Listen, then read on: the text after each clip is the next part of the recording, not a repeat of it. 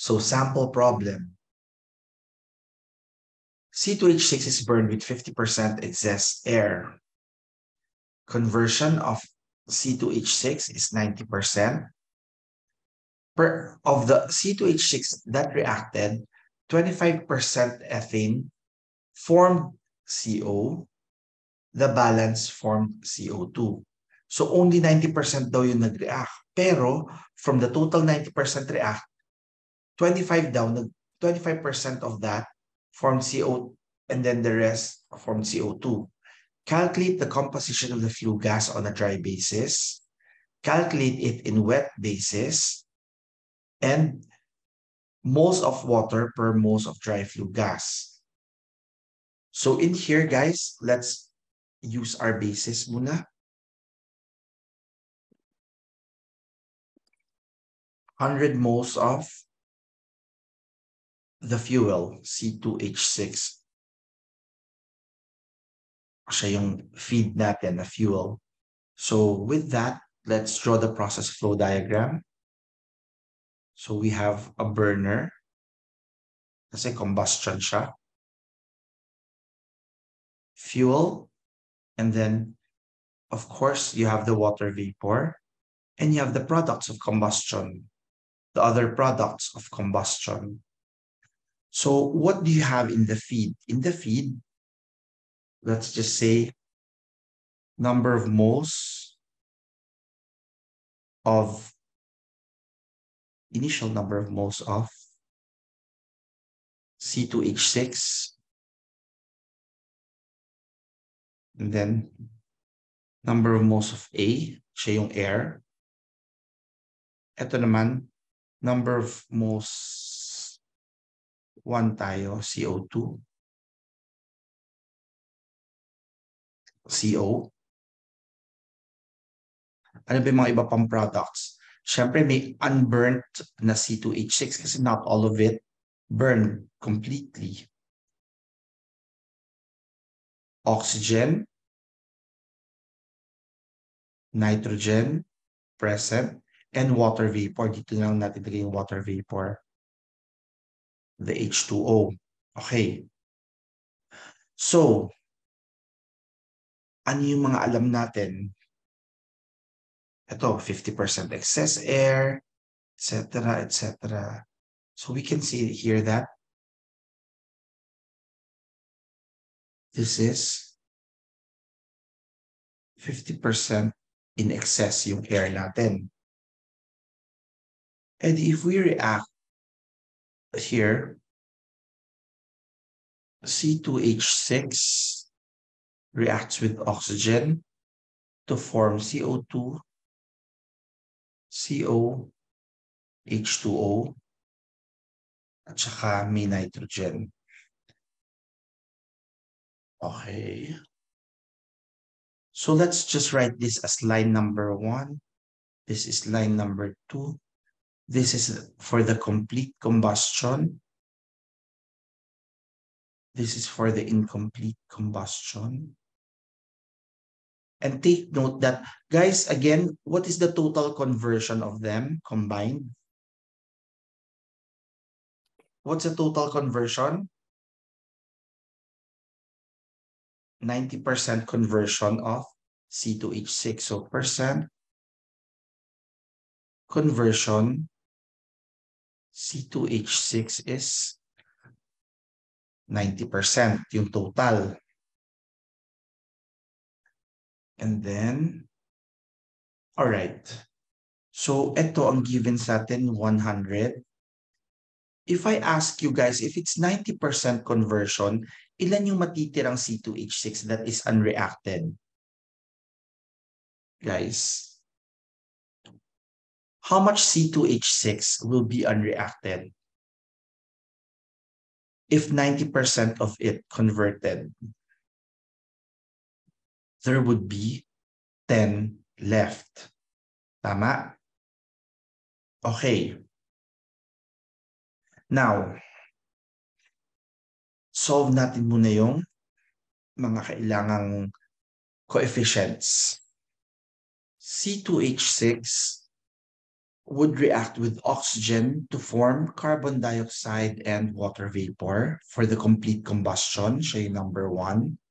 Number 2 natin, C2H6 would react with oxygen to form carbon monoxide and water vapor. Let's do the balance. 2, this is H6, this would be 3, and then this is 3 plus 4, that's 7 halves oxygen. This is 2, this is 3, 3 plus 2 is 5, so this is 5 halves oxygen. Tama? Alright. Let's solve, guys, for the theoretical oxygen muna kasi kailangan para makomplete natin yung table eh. Guys, how much is the theoretical oxygen? Di ba ang theoretical oxygen, guys, should be based on the complete combustion only? So that means theoretical oxygen would be equal to 100 moles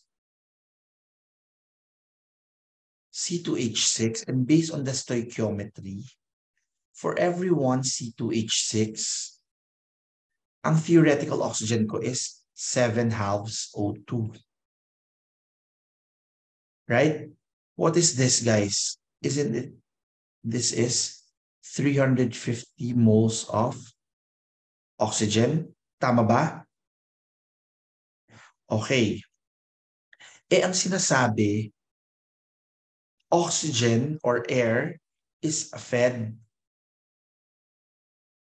50% in excess. So 50%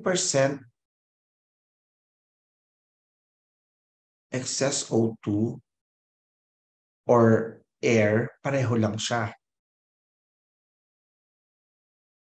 So that means in here, 350 times 1.5. What is this, guys? Please calculate for me. 525 moles oxygen. Now, what about N2 fed? Pwede ko mong sabihin the number of moles of N2 fed is O2 fed 2179. Pwede, di ba? So this is 525 79 over 21. What's this? Calculate, please. 1975 moles of N2. If I ask you, what is the number of moles of air fed? Air fed, pwede nating i-add na lang yung dalawa. Or, if you want, 525 divided by 21 times 100. Ilan yung air fed, guys? Tama ba? 25? Okay. So, i-fill out na natin yung nasa taas. Yung oxygen fed, ito, I'll 525. Initially, guys, you don't have this. Pero initially, meron tayong nitrogen. Nitrogen is 1975. But you know that nitrogen will not get involved in the reaction. So wala dito, wala dito, wala dito. Pagdating dito, 1975 pa rin siya. Okay, guys. Dito tayo mapupunta. Sabi, 90% lang daw ang nag-convert. Tama? So, kapag may natirang 10 moles dyan, 90 moles lang yung nag-convert. If only 90 moles of C2H6 reacted, 90 times 25% times 75%. Ilan yung 25% ng 90? 25% ng 90 is 22.5. Tama?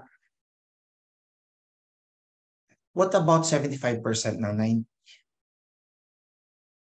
67.5. Ito, yung C2H6 na nag-form ng CO. Ito, yung C2H6 na nag-form ng CO2. So, guys, that means yung complete combustion minus 67.5. Tama ba? This is reaction number 1. This is reaction number 2. Okay, guys, eyes here, please. Reaction number 1, let's look at this. Sa C2H6, ilang O2? Di ba 7 halves? Can you do that? 67.5 times 7 halves. Ilan yun? 67.5 times 7 halves. 236.25. Now, ang form niya CO2. 67.5 times 2, ilan? 135 ang na-form na carbon dioxide. Now, tatlong water daw. So, 67.5 times 3. What's that, please? 202.5. So, let's fill in the first line. Ang matitira nito, 32.5. Can you please subtract 525 minus 236.25? 288.75. In here, you have 135. In here, 0. In here, 202.5. Now, for the incomplete combustion, ilan yung magfa-form ng CO? Di ba 22.5? So in here, we will write now the minus 22.5. So total nga natin 10. Tama na. So let's fill out the second line. 22.5 times 5 halves. Ilan? 56.25. 22.5, walang carbon dioxide. So ito, baba na natin siya. 135. Carbon monoxide, meron. Dalawang 22.5 is ilan? 45? Tama? So that means ang total dito sa baba, 45. 22.5 times 3. 67.5. Okay, let's complete this. 288.75 minus 56.25, ilan? 232.5. Sa water, can you please add these? Water is 270. Okay, look at the last line. Yan yung final natin. What's being asked here is to calculate the composition of flue gas on a dry basis, calculate the wet basis, and moles of, okay. So in here, let's have the 0, 1, 2, 3, 5, 6. Moles of feed A, which is the air, mole of 1, 2, 3, 4, 5, and 6. Yung 1 natin is the CO2, CO, C2H6 na natira, O2, N2, and water vapor. All right. Initially, ang moles natin, di ba ito hindi natin kailangan kasi this one is 100 moles lang fuel, ang air natin, look at this, the bottom, 2.5. Ang moles of 1 natin, carbon dioxide, yun, 135. Carbon monoxide is 45. C2H6 left is 10. O2 is 232.5. And then N2 is 1975. Lastly, water vapor is 270. Okay. So guys, can you please add this for me? Because this one, guys, is your dry flue gas. 135 plus 45 plus 10 plus 232.5 plus 1975. Ilan siya? 2397.5. Okay. Can you please give me the percentages of each? Ilang moles, ilang percent by mole to? CO2?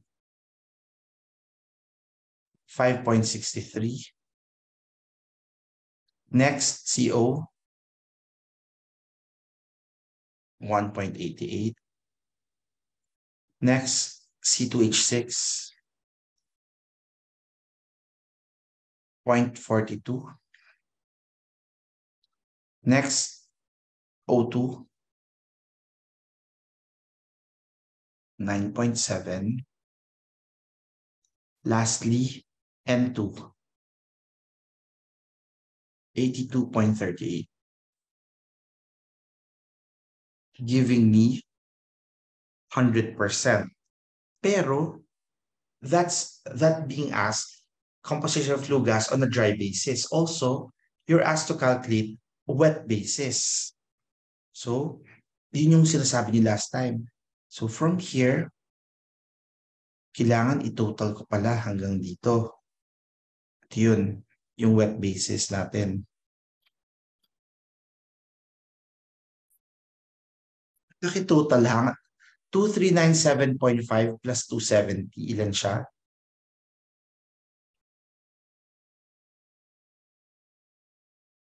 266.7.5. So, ano nga guys? Paki-divide. 135 divided by 2667.5. Ilang percentage siya?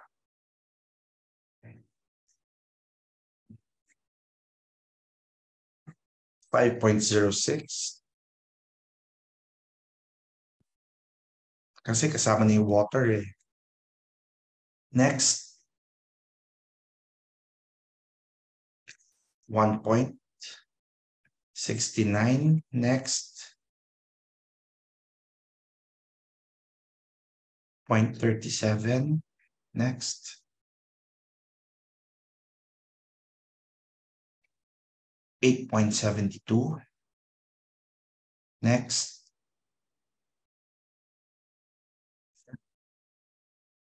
0.04.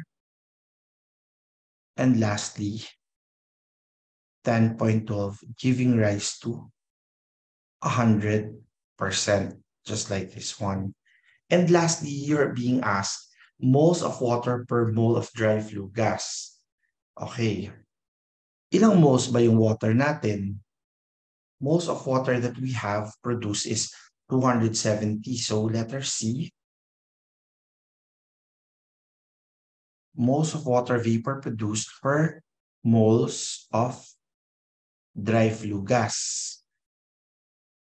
The moles of water that you have from the table is 270. Ilang moles ang dry flue gas natin? 2397.5. Can you please give this to me? What's the answer? 0.11 moles of water per mole of dry flue gas. So that's your final answer. Okay? So as I said, di ba, ako kasi pag nag-solve, sanay ako na tabulated kasi it's easier for me to look at. Pero I place in here the information needed. Yan. Ito, madali naman na to.